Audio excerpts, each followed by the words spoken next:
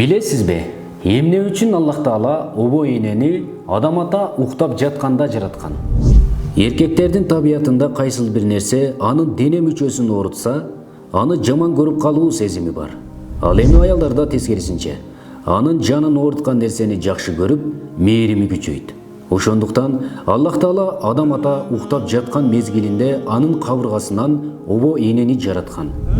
Адам ата ойго болсо катуу оорудан улам аялды жаман көрүп калмак.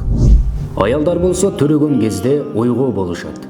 Төрөт учурунда алар оорунун ачуу даамын татышат. Өлүм көзүнө көрүнөт. Ошону менен бирге баласына болгон мээрими жана сүйүүсү күчөй берет. Обо энебизди Аллах Таала жүрөктү курчап турган ийри кабыргадан жараткан. Бул анын келечекте жүрөк менен иштешчү кесип ээси болоорун айтып турат. Демек, аял заты ар дайым жүрөккө жакын болот. Ал сүймөнчү кыз, сүйкүмдүү жар, мээримдүү эне. Ал эми адам ата топурактан жаратылган. Анын кесиби куруучу, дыйкан, темир же жыгач уста жана башка ушул сыяктуу.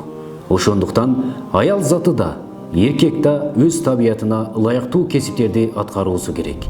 Эгер эркек аялдын, аял эркектин ишин кылса, сөзсүз түрдө жашоодо кыйынчылык болот. Обо энебиз жаратылган кабырга ийри болгон. Демек, аялдар бой көтөрүп, эркектерден өзүн жогору койбоого аракет кылуусу керек. Ал эми эркектер болсо, аларды түздөгөнгө аракет кылбоосу керек.